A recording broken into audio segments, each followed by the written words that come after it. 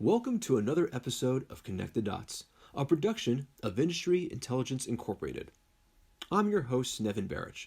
Today, we're going to take a look at the labor shortage currently plaguing the U.S. restaurant industry. When the coronavirus pandemic first happened, restaurants were among the hardest hit industries. Dine-in service stopped literally overnight.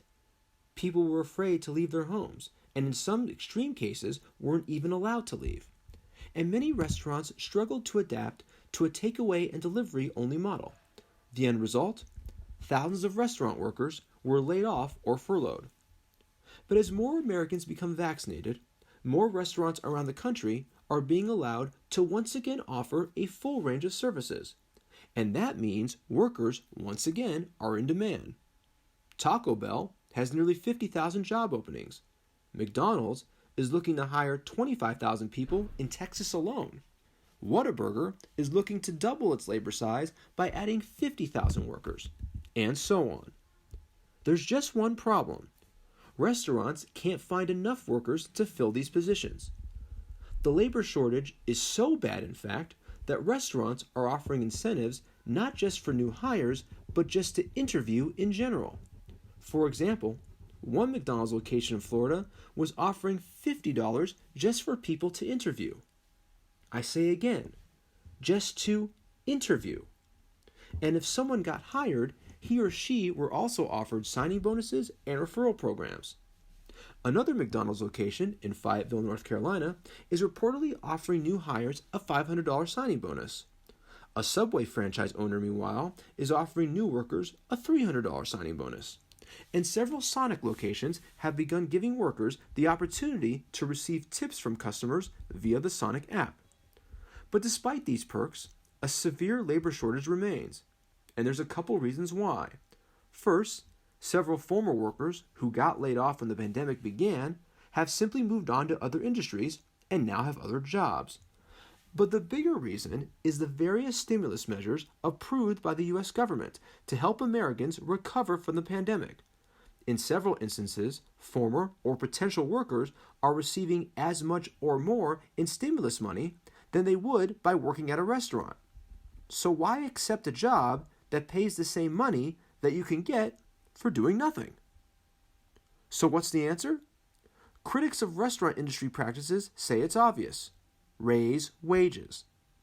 The restaurant industry, particularly fast food, has long been criticized for not offering workers much more than a minimum wage and have pushed for years for workers to receive a minimum pay of $15 an hour, what many call a living wage. And while restaurants haven't really heeded these calls in the past, this current extreme labor shortage may force them to change.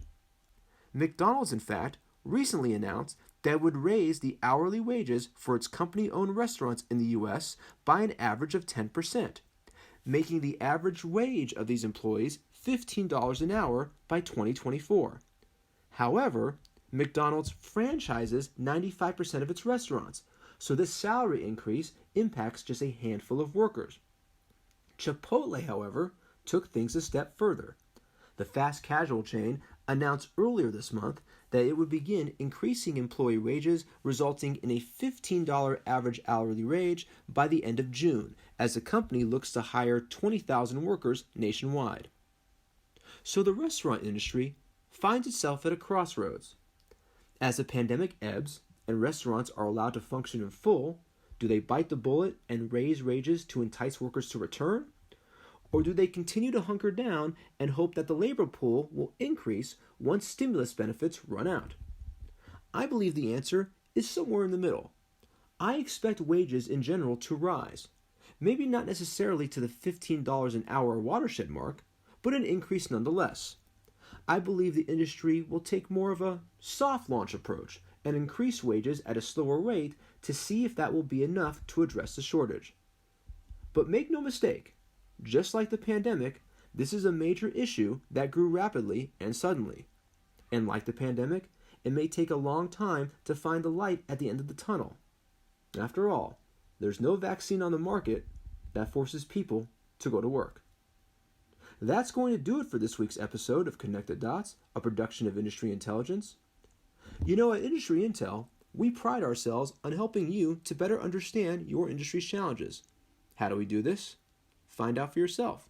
Visit our website at www.industryintel.com. Check out all episodes of our podcast. Check out our blogs. And shoot us an email and ask us about Microsoft Teams integration. We help our clients make their business better. Let us help you do the same. Until next time, I'm Nevin Barich. Take care.